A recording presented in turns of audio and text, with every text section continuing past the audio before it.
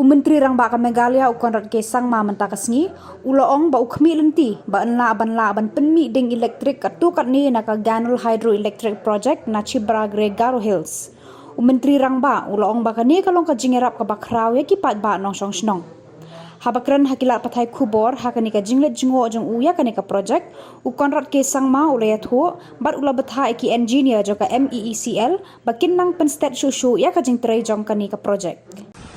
We have come here today to review the work progress of the Ganol hydropower project. We are here right now at the powerhouse, and the overall work is going on at a satisfactory level. Though I have asked all the officials of the MECL, especially the generation section, and also the contractors and other suppliers, to ensure that the work is completed at the earliest.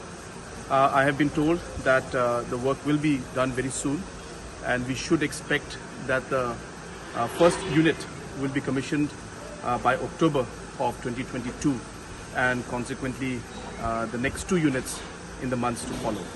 So we are quite happy to see the progress, but we have asked the contractors and the officials and the suppliers to ensure that they continuously monitor and ensure that this project is completed on time, and the people of the region and the state as a whole are able to enjoy the power that will be supplied by the Ganol power project.